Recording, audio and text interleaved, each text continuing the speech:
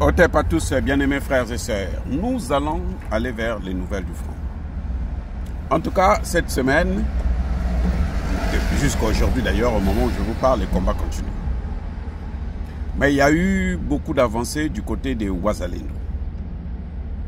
Les Wazalendo sont en train de faire un travail vraiment... Oh là là, ces gens-là, ils sont formidables, ils sont exceptionnels, ils sont particuliers, ils sont... Mais ce sont des vrais héros, hein, des vrais patriotes. Alors, dans le territoire de Walikale, cette semaine, les Wazalendo ont libéré beaucoup Birois. Ils ont libéré Roussa Mambu. Ils ont libéré Kilamba. Ils ont libéré Ngengeri. Et tout ça, c'est dans le groupement de Bikomba. Bien entendu, dans le territoire de Walikale. Les combats continuent encore, comme je venais de le dire, essentiellement toujours dans Walikale, cette fois-ci dans le groupement de Ikobo. Il y a des violents combats à Irenia, à Meringue, à Kalune, à Kitanda, où ils continuent, hein, les Wazalendo résistent. Vraiment, ils résistent très très bien. Mais il faut dire que Kabiso aussi a été repris par nos hommes. Et la colère des M23 qui ont perdu Kabiso les a poussés à se rendre à Boutare, qu'ils contrôlent bien sûr. Ils ont brûlé des dizaines de maisons des Congolais. Certaines avec des gens à l'intérieur. Ils ont tout incendié. Donc c'est vraiment un véritable génocide qui est en train de se passer aujourd'hui à l'est de la RDC. Et bien sûr, le maître de tout ça, c'est Kabila lui-même qui rêve d'un État Tutsi en RDC. Hein? Un État. C'est-à-dire que le Rwanda, là, les Tutsis et les Burundi, les Hutus, et puis le sud Kivu, là, le nord Kivu, et puis une bonne partie de Kisangani, tout ça, ils veulent en faire un État de Tutsis. Ce qui, bien entendu, continue à rester dans un rêve parce que ce ne sera pas si facile. Ils sont très minoritaires et ils sont en train de subir aussi de lourdes pertes. Donc, les amis,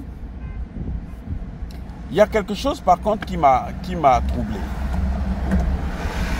Alors, dans le territoire de Rutshuru, hein, plus précisément à Tongo et à Busango, les FARDC, hein, écoutez, les FARDC, non, c'est pas Tongo, là ce sont toujours les combats jusqu'à Boussénéré, les combats qui continuent entre les Wazalendo et les M23. En revanche, à Butembo, les FARDC et les UPDF, donc l'armée ougandaise, mènent des opérations pour libérer dans le territoire de Lubero. Les amis. Bon, moi je ne comprends pas. Moi je ne sais pas ce que Tshisekedi fait. Est-ce que c'est Tshisekedi qui donne l'ordre à ses généraux à Beni pour continuer à collaborer avec les Ougandais, alors qu'on sait très bien que les Ougandais ont tenté, sont en train de tout faire pour retirer, occuper l'Ituri, hein, en faveur bien entendu de Kabila et tout. Ils continuent à coopérer. Vous ne pouvez pas combattre le M23 avec ceux qui ont créé le M23, avec ceux qui aident le M23, avec ceux qui arment le M23. En d'autres termes, le M23, l'AFC, ce sont des mouvements qui sont nés au Kenya, Ouganda, Rwanda. Donc, avec l'un de ces trois pays-là, si vous estimez que vous allez régler le problème, amener la paix à l'est de la RDC, je suis sûr que même un fou ne devrait pas penser comme ça. Quand je disais ça à l'époque, il y avait des gens qui disaient non, toi tu comprends rien. Les Ougandais sont là pour nous, ils sont venus nous défendre. Les mêmes aujourd'hui vous disent que mais l'Ouganda là, le pétrole ougandais là, il y a une partie de ce pétrole là qu'ils volent dans le lac Albert au Congo démocratique. Donc, quand je vois encore l'armée congolaise, les FARDC, qui respectent le cessez-le-feu partout, qui laissent les Wazalendo se battre au nord et au sud, que eux, ils ont légué, hein, ils ont carrément légué à Kabila, à cause de Kabila aujourd'hui est venu s'installer, je me dis, eh ben, ils sont en train de vouloir faire tomber Béni ensemble. Kabila actuellement, pour lancer une grande offensive dans l'est de la RDC, il appelle individuellement les généraux congolais là, qui sont payés gracieusement par Tshisekedi pour qu'ils puissent lui donner des armes. Parce que Kabila, malgré le fait qu'il est milliardaire, il a actuellement du mal à acheter des armes sur le marché international. Et les Congolais lui facilitent la tâche. Autour de Tshisekedi, il y a des gens qui travaillent, mais alors, d'arrache-pied, pour aider Kabila, pour que le rêve Tutsi puisse être accompli.